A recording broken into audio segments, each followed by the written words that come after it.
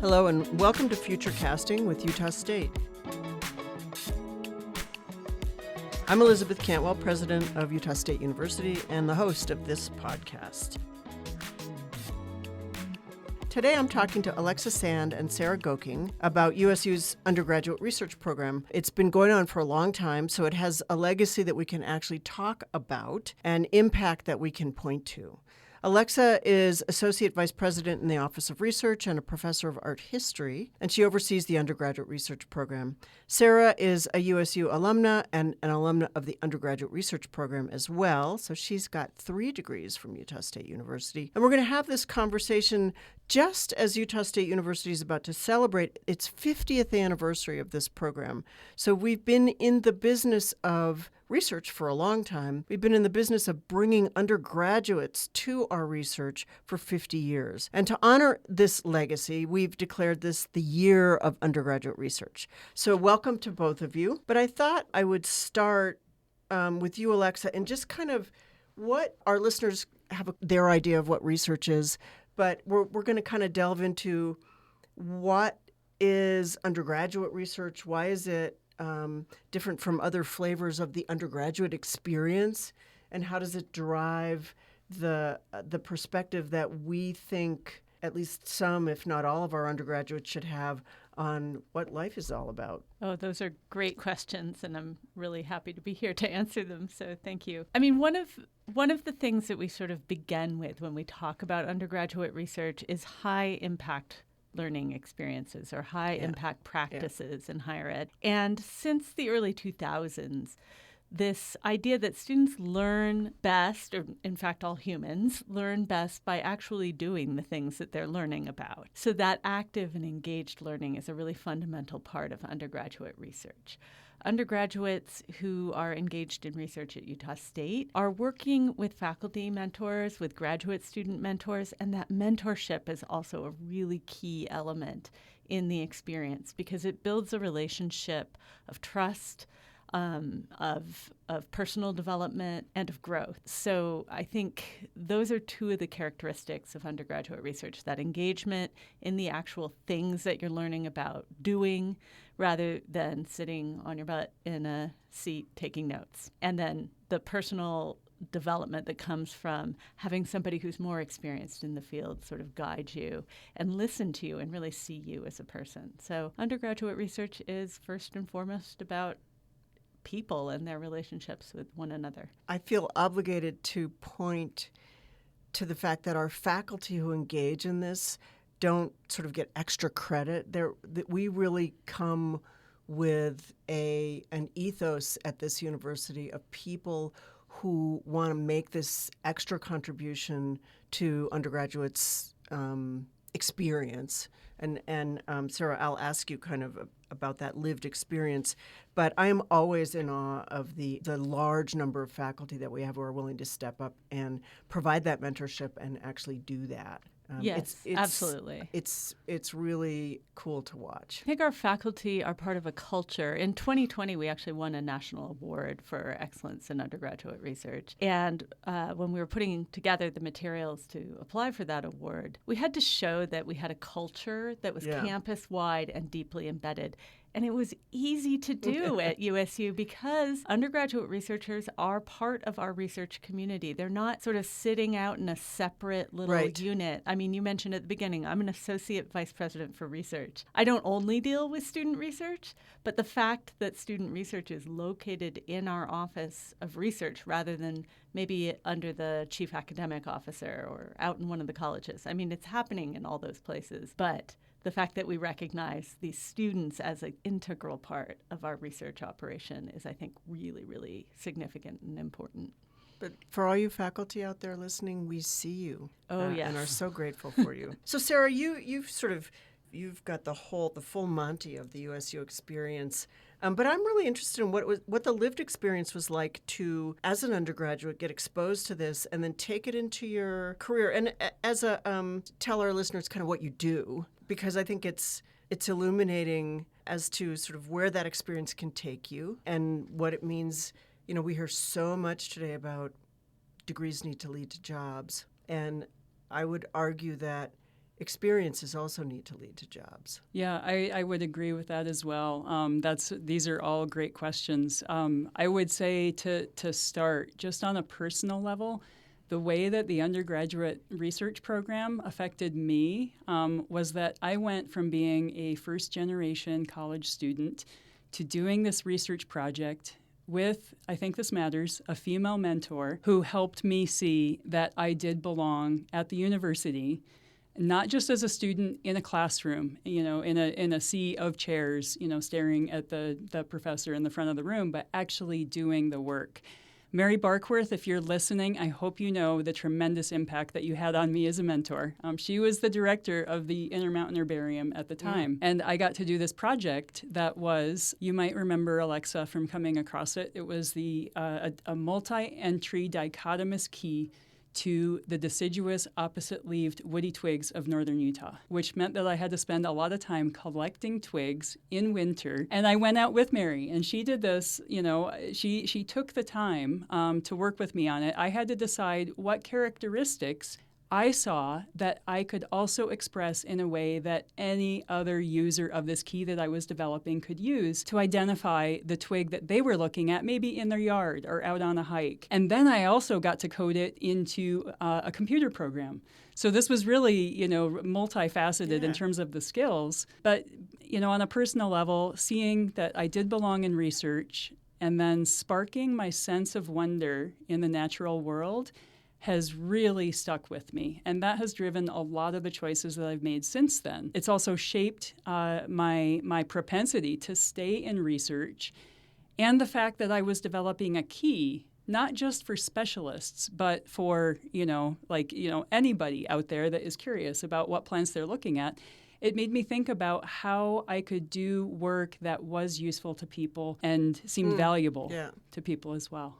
Yeah. So what I do now, you did ask me. Yeah, I did. I'll get you there. So now I am the National Program Manager for our nation's nationwide forest inventory for the U.S. Forest Service. And I'm also adjunct in wildland resources. And I started with that program as a crew leader in the field, measuring trees, hiking, and carrying a backpack. And I had a master's degree from Utah State at that point. And it was just, I won't hide this, I'm 50 years old, and at the age of 42, I decided that I wanted to go back to school and get a PhD. And I looked at lots of institutions and ended up deciding that there was a professor, a mentor, that was a really good fit here at Utah State, and it was a fantastic experience. And so I'm still learning and still sparking that sense of wonder. And how much do you think that undergraduate experience gave you the idea that this, or the permission that this kind of lifelong, it's called lots of things, but lifelong learning, or like you don't have to stop at some point. Do you think that played a role in your willingness to, getting a doctorate is not easy? No, it's not. Yeah, that definitely played a role. And I think the role that it played really was thinking about, what questions could I ask, and showing me, especially working with Mary as a mentor, you can get paid to do this and make it a career. It's not just something that you do because it's fun and interesting, and, sparking your sense of wonder is good for you. So up to that point, again, as a first-generation college student, I thought, well, you have to do something that you can get paid for. And that just really... It's always useful. Yeah, it is useful. Sometimes critical for most of us. Yes. And it blew open my view of the possibilities of what you could, make your life's work. Alexa, give us some other, I know from looking at our undergraduate research sort of inventory and peeking a little bit here and there at the data, I think a lot of people think about research as either STEM focused, exclusively STEM focused, or kind of standing in front of a lab bench pouring chemicals, not putting on a backpack and going out in the winter snow multiple times a week. But can you just give us a sense of that breadth? You're well steeped in this. Yes, absolutely. I think I loved the experience that you had, Sarah, because that to me really illustrates so many things about undergraduate research at Utah State. It's very much about being part of a research community, about getting your hands dirty or your feet wet or any of these things, because we do a lot of research in the field. We have students out there summer, winter, fall, and spring, mucking about in streams and digging up the tundra in Alaska and collecting rainforest frogs in Central America. But we also have a lot of students from outside the STEM disciplines. And just yesterday, we held our fall student research symposium. Over 250 undergraduate students presenting their work.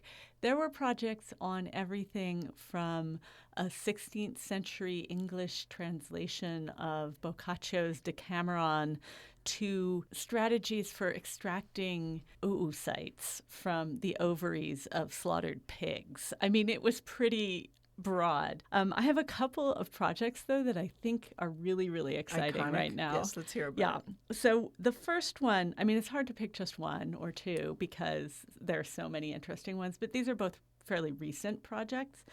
Last year, we funded an URCO, or an Undergraduate Research and Creative Opportunities Grant, which is a scholarship plus research money that we give to students. We funded this project by two students. One, Rivka Hobner, who's an econ and finance major, and the other, Christina Kirvasa, who's a watershed sciences major, and also, I should note, a Goldwater scholar, so a pretty big deal. These two students were working with a faculty member from the Department of Sociology and Anthropology, Dr. Stacia Ryder.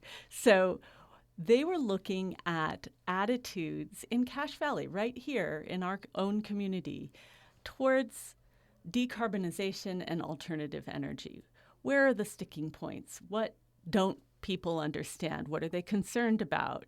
You know, how can we sort of build community understanding and support for a sustainable energy future? So a very applied, very community engaged, and above all, the interdisciplinarity of that, to me, is just iconic for undergraduate research at Utah State. And frankly, it would be great if there were more projects being conducted at all levels by graduate students, by faculty, that had that characteristic of being super community embedded and super interdisciplinary and also collaborative. Yeah. That project really stands out for me. Another one I'm very excited about, has gotten some media attention, is led by Dr. Christine Cooper-Rampato in the English department, and she has worked with a sort of evolving team of undergraduates. She's taken the STEM lab model and translated it into the humanities. So she's working with these history and folklore and English undergrads who are tracing the history of African American visitors to Utah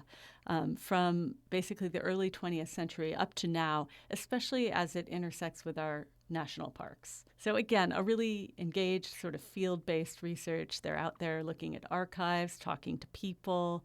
The students are almost all themselves first-generation students, so that's pretty cool. They're getting published. Several of them have actually gone on to pursue graduate study. So it's sort of that empowering these students who might come to college thinking, oh, you know, I'll get a college degree and then I'll get, you know, a 9-to-5 job and it's all going to be good. And that's fine. But I think we miss out on a lot of talent if that's all we do, because there are all these people with passion and energy and creativity, and it's great to sort of open the door for them to walk through. Part of what you said, Sarah, that opening the door for me is that there is more that any of you can do than merely get a degree and go to work for somebody else. Your brain, your mind, and the way that you think can be part of an enormous number of outcomes and solutions, even if you don't use the research experience as an undergraduate in your career. You have been given permission to use your mind to create some new form of knowledge, something new that isn't other people can use. And it's knowledge. It's not, oh, I'm going to go, Yeah, I mean, absolutely. code for somebody. When employers are looking for employees, especially, sort of employers in the innovation industries, whether that's, media or technology or engineering, they're looking a lot of times for people with what are sometimes called the soft skills. And I think soft skills makes them sound easy, but they're not. They're actually the hard things that you learn in college, and particularly through undergraduate research. Teamwork. Number one, that's hard. Bing, bing, bing. Yes. Yeah.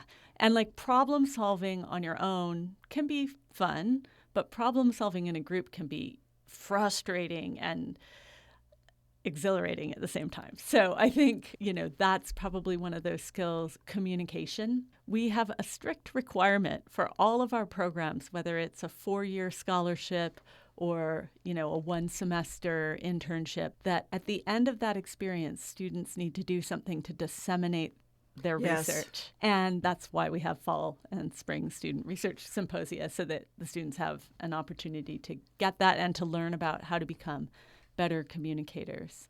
Because I think if you learn the skills to be a better communicator of your research and your learning, you also become a better listener, and you can kind of read between the lines or listen between the words for deeper meanings or maybe problematic issues with things that are being put out there. Sarah, are you a manager of people? I have been, of large groups of people. Yeah. And now I am not formally a supervisor, but I am one of those influence without authority kind of people. Yes. So, the reason I asked is because it seems to me that the teamwork learning or being a mentee or eventually a mentor is an incredible set of skills for not just being in a team, but providing some flavor of leadership towards an outcome that you can see that other people can't see. Absolutely. I completely agree with that. And I think that a lot of times it requires forming a vision. And Alexa, you mentioned communication. Yeah. One thing that I spend a lot of brain space on is figuring out, what is the big why behind whatever I am trying to get our national program to do, communicating the big why. And often if I do that successfully, it doesn't matter that I'm not the direct supervisor of people. They're willing to, join in the effort and make something happen. So I have actually lots of sort of down in the weeds questions, but I want to make sure we give, between each of you with your unique perspectives, enough time to this intersection between the undergraduate research experience and what you do at work. Because for me, at least, that's part of the communication that I have to do, and we have to do at even higher levels in Utah regarding the value of research itself. This kind of the ideation of new knowledge is itself a skill that translates to better capacity kind of across the board in the American workplace, whether you're a coder or whether you're a twig identifier. Now I'm actually going to look at twigs. I have a child who is sort of canonically a twig identifier. So if I find a twig, I send her a picture of it and I go, what is this? It could be a spider. It could be a cloud in the sky. It's like, here's the answer. I figured this out, Mom. That's fantastic. So there's a sense of wonder there. Yeah, about the whole of the visible world. Yeah. That curiosity and ideation of new knowledge and having an idea of what is possible is important. I've also realized I guess I started developing this skill in my undergraduate research and am still, even now, working to refine it. But how do you ask the right question that is answerable? Beautiful. And answerable with a concrete, definitive answer, even if it also raises more questions, ideally in a way that's also either useful just in terms of, generating basic scientific knowledge or an application that actually can help the world. There are so many big challenges in the world. You mentioned the energy future earlier, and I think about that. I think about what's going on in our western forests and all the mortality going on, and that has an effect on our water supply. That's something that I've been studying. That is just one of many big challenges facing us as a society, and I think that we need lots of creativity to figure out the best questions to ask and the ways of addressing those challenges.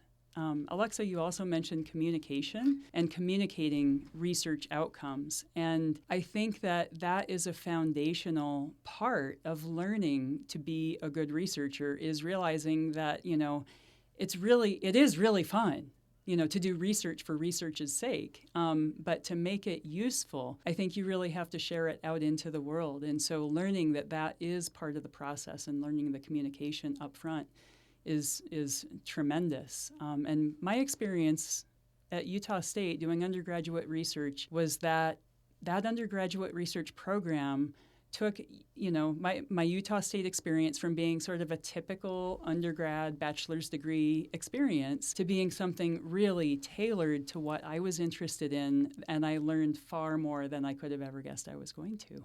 Do we have students who engage in undergraduate research who have to go through any aspect of the proposal development process or the funding development process? It's one thing to communicate a result or a process even. It's another to try and get somebody to understand enough to be willing to provide part. And I know undergraduate researchers don't write their own, but I know my curious daughter was part of an undergraduate research program where she had to write the part of a proposal that was the part that would go to the IRB, which for our listeners is the board at any research institution that determines that the approach to dealing with human beings meets not just legal mandates but is ethical and meets scientific and research criteria. Mm-hmm. Do we have those experiences? Do any of our students get those experiences? I mean, my experience is that's like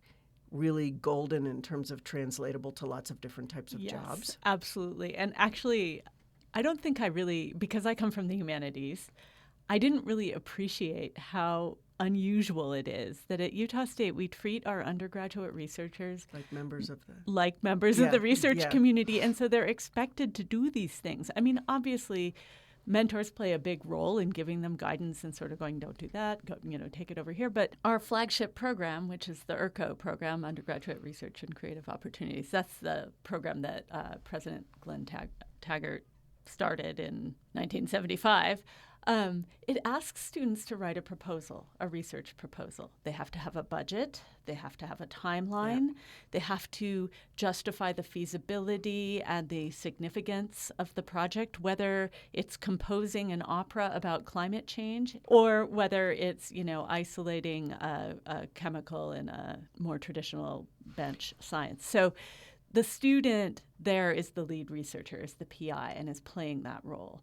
And they go through a rigorous review process with, anonymous outside reviewers who are usually volunteers from our faculty. Again, another Bless way. you all again. Yes.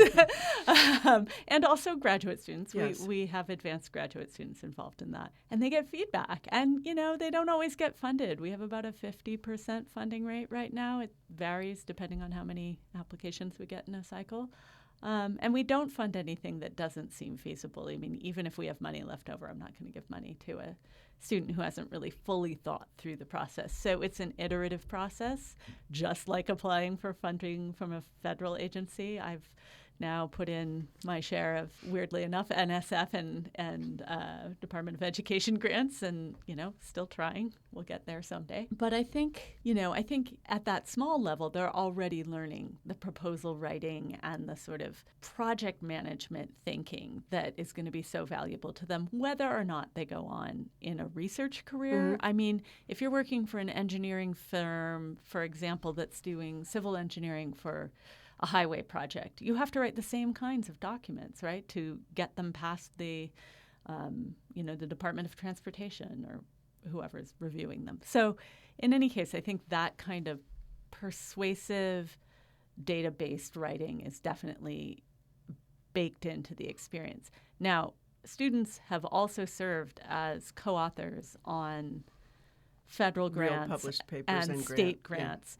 Yeah. One of the examples I love to trot out, and Ryan will laugh at me because it's getting kind of stale, but Dr. Ryan Jackson in chemistry and biochemistry with a graduate PhD student last summer published in the journal Nature, which is like the big daddy of all science journals, right?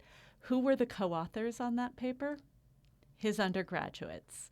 And some of those undergraduates had been with the project from the proposal writing stage. So they saw the whole life cycle of a funded scientific project. And I think that's a unique experience for an undergraduate. And whether those students go on and get a PhD in chemistry or biochemistry, or whether they go into industry as, industry scientists or even sales reps, they have an understanding of how science happens, how new knowledge is created that's just unparalleled. Well, I do think there's a difference, and they go together. What you said, Sarah, about, am I asking a question that's good in all the different ways? Is it answerable? Is it gonna move? But then can I actually convince somebody else of of that fact? Because I could imagine you start with a good question, and you could just write a book about it. You could write a novel or fiction, and it would still have been generated by a really good question. Or you can write a proposal that's fundable. And let me just say that takes a lot of work, having done a number of those. You also learn grit, right? Because the first 3 times you write it, you get declined. Resilience is one of yes. One of those quote unquote soft skills that undergraduate researchers take out there, and they're kind of used to. I don't want to say failure, because failure sounds so negative, but they're used to things not working out. They're used to coming into their project after the weekend and finding out that all the specimens have died. It all melted or something. Right, right. Or in the case of the opera students, they had created this whole artistic work, and they were ramping up to perform it when the COVID pandemic hit. They pivoted and turned it into one of the first successful all Zoom-based performances. I mean, of any kind, not just here at Utah State, but anywhere. Yeah. They performed an opera from their living rooms. That is persistence. And I think that's actually, that's a really, you mentioned persistence earlier, and I think that's another really key characteristic, a strength that people build through this process. Yeah. And when you mentioned that you might write it 3 times and be declined before, on a grant proposal, there's also, that's persistence, but also that's leadership, convincing people that your idea is good and framing it in such a way that's convincing. That they can hear it. Yeah, and then taking it all through the process. Alexa, when you talked about, the full life cycle of research, I recall having to write a report at the end of my project, and I knew that was coming. And even though that was my first research project, I thought, this is up to me to lead this show and make sure that I accomplish something out of it. So that persistence, not giving up and having the challenges and working through them. Yeah, I just love watching the students who come in through our Undergraduate Research Fellows program, which is a 4-year program. They have a scholarship. They start out so green and so uncertain. They're enthusiastic. They've signed up for this program, right? But by the end, they're quite frequently running a whole section of a lab or developing these projects that have nothing to do with their mentor's specific area of research. They're their own thing. We had one who just went off to graduate school, but she developed a kind of therapeutic module for people who have trauma related to immigration. And it's a sort of family therapy module, which became nationally adopted before she was even out of her undergraduate degree. This young woman started out so quiet and self-effacing and sort of sitting in the back seat, not wanting to take a leadership role, and now she is this sort of superstar in the field of psychology in which she's working. It's always inspirational to see how it empowers people to take on that leadership role. I'm always reminded that we undervalue the intellectual contributions of our undergraduates. We still, the model is still often, you come to us as students and we impart knowledge to you, and there is an enormous amount of capacity that our undergraduate students have to deliver for us and society far more than we allow them to deliver. An undergraduate research program is work on the part of all the people who participate. It isn't something you just sort of slide in, and students can do it in a spare hour a week, and faculty can do it. And it really is the subject of determined service. Mm-hmm. But I am always mindful that we have so much more we could learn from the young people who come to share forward as whatever number of years with us, as they have a lot to give. Yeah, I think you're right about that. Well, I know you're right about that.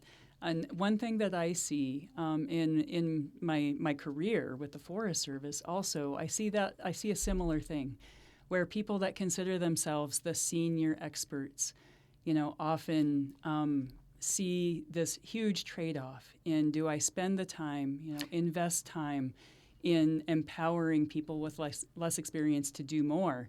And that does take time on the front end, but I think in the long run, our capacity goes way up. We can do more research and have a greater impact with more people working on the problems we're addressing. One of the things we do here is we really give our faculty credit for their participation in undergraduate research. Not all institutions of higher learning do that. Part of it's our long history. I think people get raised that way. Part of it's just the culture coming out of the research office, meaning it's part of the almost expectation. So you do get some version of credit for doing that. I mean, it's built into our promotion and tenure process too, that the activities that we engage in as faculty mentors of graduate and undergraduate students are valued, from the point of view of our teaching record, so that, you can document how many ERCOs have you mentored, how many times have you come and served as a volunteer at our research symposium and, given students feedback on their presentations. All of these actions by faculty, and in fact, I was just talking with our director of communications today about the idea of maybe creating a sort of badging system. And we're always thinking of new ways to really recognize that this is not, as you say, it's not easy work. It's important work, and it can be very productive for our own research outcomes, but it's also, there's an element of emotional labor. Students are learners, and they are not always confident, and they're not always, completely sure how to handle a situation. They make a mistake. They don't know who to tell or how to deal with that. And so you're constantly kind of back at that ground level. But honestly, I think that keeps us humble as scientists, as scholars, because you're constantly reminded that this is really challenging, really complex work that we're asking people to engage in. But we live in a really complex world where the challenges are massively complicated. Lex, give us we sometimes expose our undergraduate researchers to all kinds of things, like legislators. Or, what's the value for them of being able to interact with undergraduate researchers? Because I know you've done this a lot. Yes. So every year we take a group of our undergraduate researchers down to the spring legislative session at Capitol Hill in Salt Lake City, and the University of Utah, the other R1 in Utah, brings their students, and we kind of take over the rotunda. Set up in the amazing rotunda. It's beautiful. The students are there for almost 6 hours on their feet on that hard floor, talking to legislators, staffers, the public, lobbyists, the press. First of all, they are always so impressive. They are always so impressive. They are so articulate. They're so passionate. I think in some ways they're our best ambassadors. But also just they're so cool. You want to be with them. But what's the benefit to them? I think for a lot of them, that's the moment where the sort of rubber hits the road. It all gets real. They've been doing this work. They've been thinking of themselves as students, but now they're ambassadors. Now they're representatives of Utah State University, and they're representatives of their discipline. And I think in terms of identity formation and confidence, that moment is really significant. And I've heard students say that again and again, like, wow, that was really cool. I will never think the same way about talking about my research in public. Like I am now an official professional, I think it's a great transformative experience for them. It can be hard too because they'll get challenged. So for both of you, I'm gonna veer off a little bit, but we hear a lot about whether or not we can provide our undergraduate students with more experiential learning. So not just with our own research and our own researchers, but company experience or I would just say experiences with partnerships that we have to develop outside the institution. Mm-hmm. And there are two challenges with that. One is just that entities that aren't us don't necessarily have the same value proposition embedded in the job descriptions of their employees. And so thinking about all of the things that we've described through the lens of their enterprise, I think would be a great undergraduate research project. But maybe I'm asking each of you to just, you from the experience of the work that you've done and whether you brought in undergraduate researchers or not, how do we take this value and expand the portfolio of those who offer it to our students? Mm. And I know none of us are experts in this area, honestly. I've run, student programs with specific companies that bring in 10 students over the summers and create a real experience for them as opposed to a stapler and Xeroxer experience. But you work for the federal government, which used to do a lot of this, by the way. Absolutely. And has fallen off on that over time. I don't know whether it's a cost-cutting measure or... I would love to see more of that. And in fact, in the program that I work for, we do a lot of our work through university partners. And Utah State University is a partner. We have many others, though, too. And a lot of times, if we have something that we want to accomplish or need to accomplish, a lot of times our partners can do it more flexibly, especially if it's something where here's a tangible project that would be great for a student to address.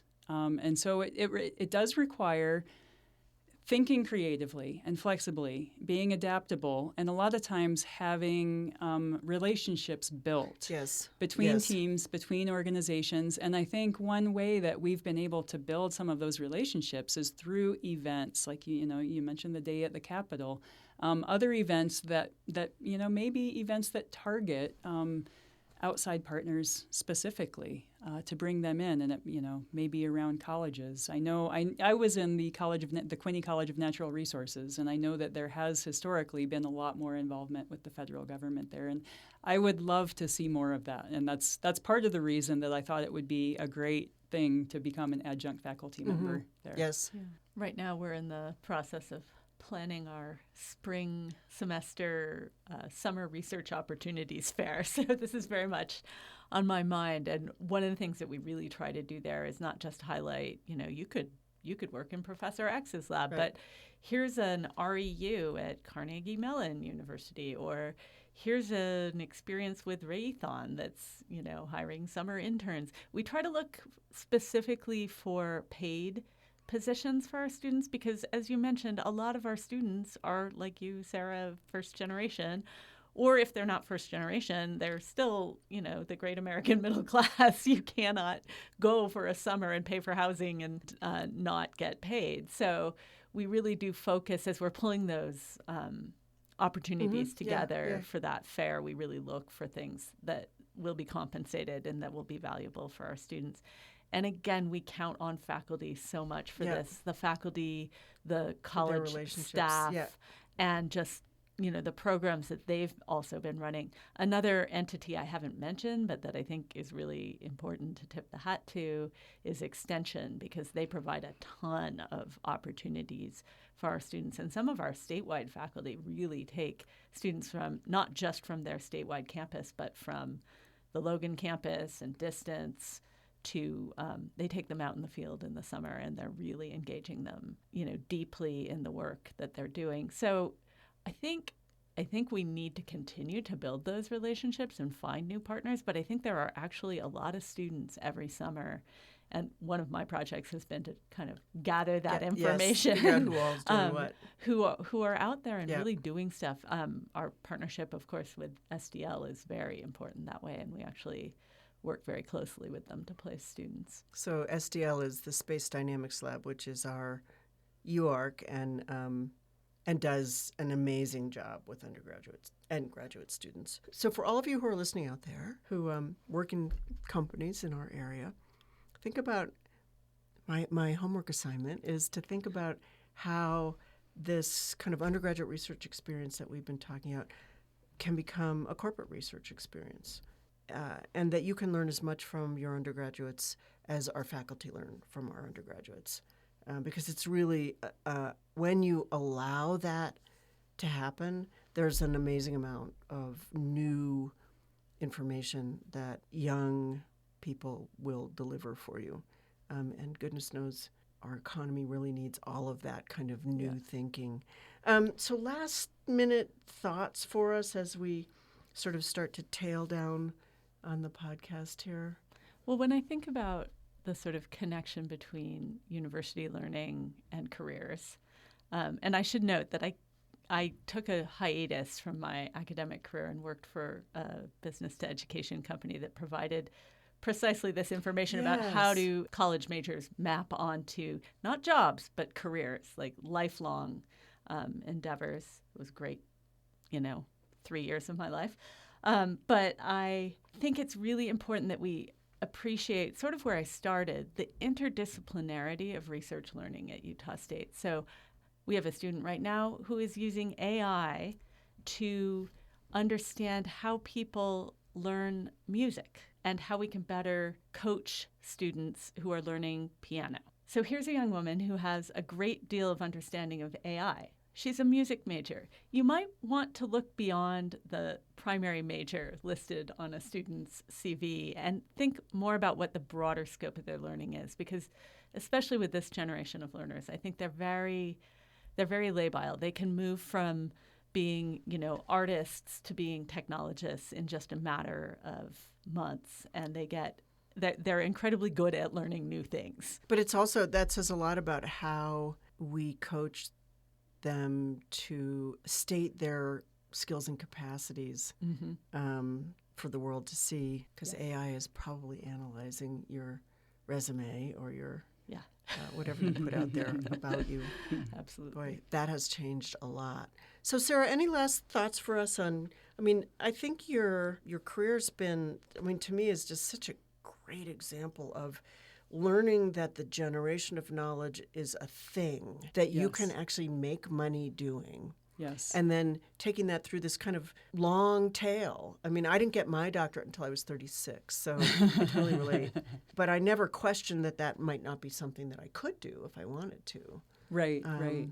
But it's not always a linear path. Yeah. And I think that a lot of the skills that we've talked about today translate into just having a really satisfying and productive career, whether it's in research or not. I think, for any students listening, including high school students, the fact that Utah State University has all these opportunities really elevates the quality of education that you can get here, by these other research opportunities. And so seize those opportunities.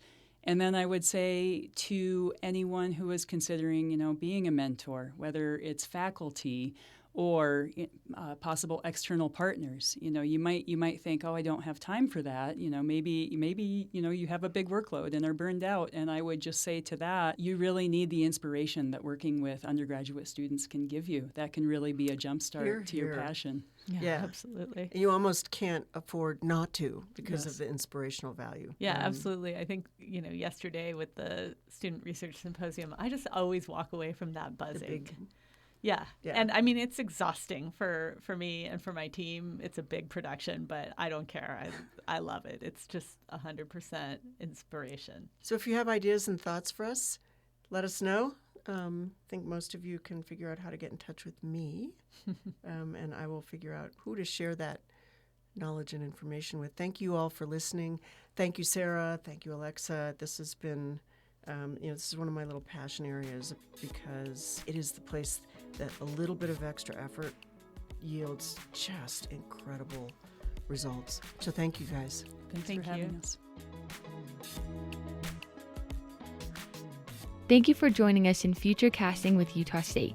Future Casting is a production of Utah Public Radio and Utah State University, sponsored by the Office of the President.